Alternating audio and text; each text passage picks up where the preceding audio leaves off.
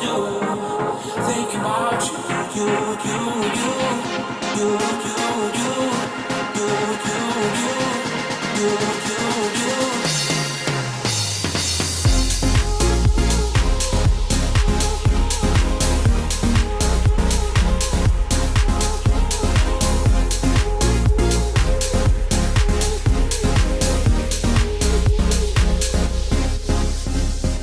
What's going on, guys? Welcome back to my channel. My name is Natalia. If you're new here, don't forget to click that subscribe button down below.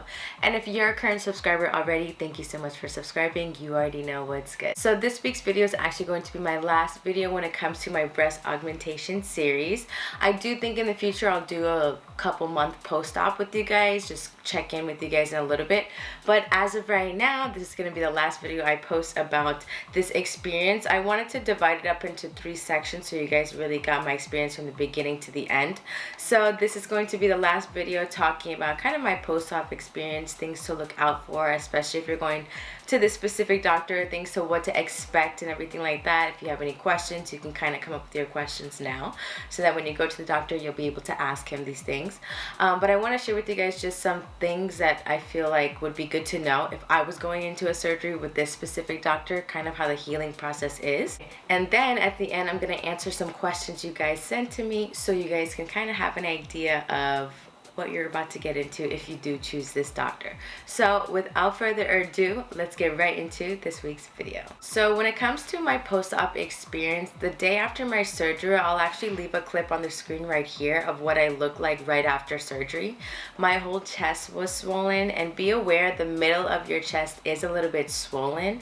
Don't get nervous, it does go down. I know when you do go through these process, you might be scared, like, I don't want to have a uniboob, you know, or anything go wrong. So just be aware the middle of your chest is a little bit swollen. Now, when I came out that night, as I said in my last video, if you haven't seen it, go check it out. That night, I did get a call from the doctor, just kind of asking if I had any questions, just to check up on me, which I absolutely loved. And then the next morning, we got up, got ready, and then we went to our post-op with the doctor. Now, when we got there, it was really smooth. We went in, we actually went right into the back, and they took us to the room where the doctor was gonna come, and then they were gonna take some post-op pictures. Really simple. We met with the doctor, answer any questions we had. We didn't really have too many just because he did call the night prior. So any questions we had, we asked that night. But met with the doctor, he checked everything, and then we took pictures of the post-op and what they look like right after surgery. And I'll actually leave a clip on the screen where Jennifer came in and we went and we took some pictures. She's so cute. She made the experience really run smooth, and it made me feel comfortable. Like when I saw her, I was like, oh my god, Jennifer. So she came in, she took my pictures, and then she showed me some exercises that I had to do. It was her and the other young lady did show us the exercises, and it's basically you have to like use your hands and you just like pinch underneath it to like, you know, like kind of just stretch them out just to make sure that there's no buildup of any scar tissue. Then after we took pictures, we went to the front and we bought some additional bras. Now I wanted to show you guys the bras that I got. I believe they were around $60 per bra. I did get an additional 3. And it came like in a little bag that you're supposed to wash it in, which I think is really nice because you're supposed to wash your bras in like bags like this. And it's from the brand RX Bra, rxbra.com. I don't know if you guys can see. So it came from this brand, and the bra is actually super stretchy. It's a very easy bra to wear. I'm probably gonna wear this bra forever. And it's just a clip in the front bra, which all the bras that they give you are. So just be aware of that, and you should be wearing your bra all the time. Don't not wear your bra. Wear your bra, okay? I'm not wearing a bra in the video, so you guys can kind of see what they look like. But literally right after the video is over, I run and put my bra on. And then they gave me some post-op follow-up things to make sure I'm doing. They gave you a couple of these little cards. And on the card, they tell you from week 1 all the way to week 6. So week 1, it says you're going to experience some bleeding, swelling, oozing, bruising, and mild discomfort. I definitely didn't experience much of those except the swelling, a little discomfort, that's for sure. There was a little bit of pain. It says no pushing or lifting over 15 pounds, so be aware of that. If you are in a place where you live, where you have to do constant moving of heavy things, be aware you don't want to do any of that when you first come out of surgery. If anything, when I first came out of surgery, I didn't want to like move it all. I want to just let it heal and let it sit and get its position. So just keep that in mind. It's saying highly recommended to wear your bra 24/7. Then week 2-3 says most discomfort should be resolved by then, but you should limit any exercise and you should expect some degree of swelling, which is true. I'll be honest, I did not exercise until recently after a full month, just to make sure I really healed, because sometimes my workout I can go really like crazy and do heavy weight, and I didn't want to cause any issues, so I wanted to give myself a long recovery. And then week 4-5, then you can take off your strips. I was so excited to take my strips off, and let me tell you, you can't see anything. Okay, there's absolutely like no scar there. It's very satisfying, honestly. Just be aware the tape is very sticky, so I recommend to maybe like get it wet and then take it off so it doesn't pull your skin, because your scar is healed, but it's not like 100% healed because it's been wrapped. So when I took it off, it was healed, but it was just a little sensitive. You know when you get a cut and you touch it, it's like sensitive. So that's kind of how that felt when I took off my strips. And then week 6, it says most of your swelling has diminished and your implants will be starting to settle under their skin. Be aware, they get itchy when they settle. So I was not aware that it was gonna be an itchy healing process. I just wanted to like itch them. But it makes sense because you have these new things in, so it's got to settle in your body, so it is a little bit itchy. Be aware of that. If you have eczema, make sure you have your eczema cream on deck. So that's kind of how the recovery process when it came down to the weeks. This is actually really helpful, and it kept me in check, which was good, because I feel like when I got them, it felt like I had them longer than I actually did, and it still feels like that. Like I feel like I had these for like a year already. So this was really nice because it kept me on track of my healing process. Sometimes I know from what I've heard and from what I've seen, people bounce back from these surgeries like quick. So you want to make sure that if you're going to bounce back, you don't overdo it and hurt yourself. So I really like this little recovery guide. Next, I'm going to be sharing with you guys this scar cream that they gave me. Well, I bought. And I bought 3 of them. They had a sale, so I bought 3 of them. And this is actually a very good scar cream. I'm gonna be honest though, I didn't really use it much for my incision just because you really can't see anything, and I don't know, I just didn't feel like I wanted to use it on there. But I am using it on my other scars on my body because I used to like pick my skin, or if I have any discoloration. You know how those things go. But I do use this on my other scars on my body, and it actually does a really good job when it comes to lightening. So I really do like this cream. It's not too big of a bottle. Let me open it for you guys. It's just a little white bottle. This is what it looks like. So, and it's just a nice little like,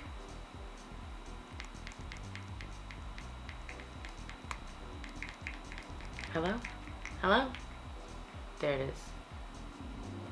So it's just like a white cream lotion, I guess you could say, and you just put it on your scar. You put it on your incision if you want to, if you have a darker incision. Next thing I want to say is, if I were you, I would make sure you have some type of bio oil or any like coconut oil to massage on your skin, because you could start to get some stretch marks. So just be aware of that.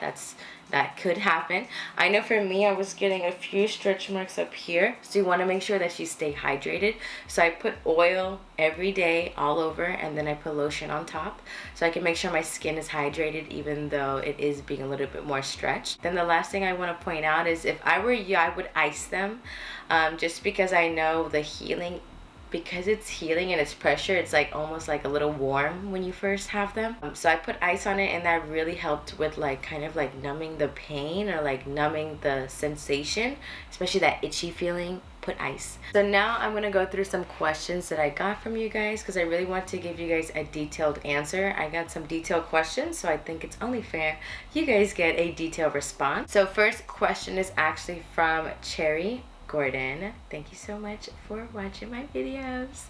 And her question is, did you get saline? She said, I have surgery on the 2nd and she's getting saline 375. She said, OMG, I'm so nervous. I'm happy for you. Yours looks good on you. Thanks, Cherry. Thanks for watching my videos, girl.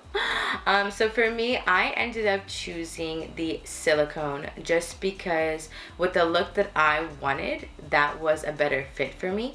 Now, if you talk to the doctor and he recommended that and you like the way it looks on you, girl, go for it.